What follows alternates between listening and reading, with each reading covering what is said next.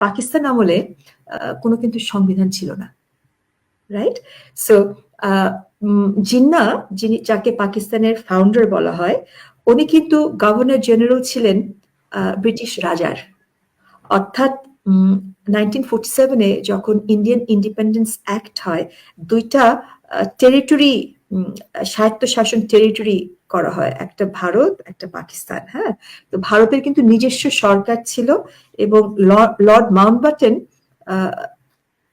এই রাজার প্রতিনিধি হিসাবে গভর্নর জেনারেল হলেন। পাকিস্তানে কি হয়েছিল জানেন?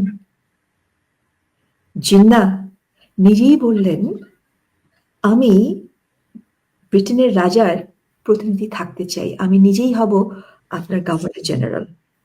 ওকে, তাহলে প্রশ্ন হচ্ছে, পাকিস্তান কি আদৌ কখনো স্বাধীন হয়েছিল? স্বায়ত্তশাসন তো কখনো আসে নাই। জিন্নাহর দুটো পতাকা ছিল, একটা হচ্ছে গভর্নর জেনারেলের, আরেকটা হচ্ছে পাকিস্তানের পতাকা। দুটো পতাকা একসঙ্গে নিয়ে উনি ঘুরতেন। তো পাকিস্তানে কিন্তু কোনো নির্বাচন হয়নি কখনো। এই 70-এর নির্বাচন ছিল প্রথম নির্বাচন, এবং কোনো সংবিধান হয়। 54 সালে নির্বাচন হয়েছিল। আপনার 54 সালে যে নির্বাচন হয়েছিল সেটা কিন্তু আপনার নির্বাচন বলতে আমরা যেটা বুঝি, নট দ্যাট।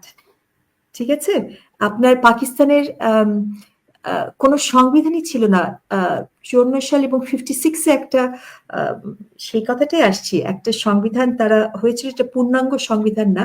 এই সংবিধান কারা করেছিল জানেন? এরকম একটা কমিটি উপর থেকে চাপিয়ে দেওয়া হয়েছিল যে এই কমিটি তোমরা একটা সংবিধান প্রণয়ন করো, কিন্তু এটা তো রাটিফাইড না জনগণের মাধ্যমে।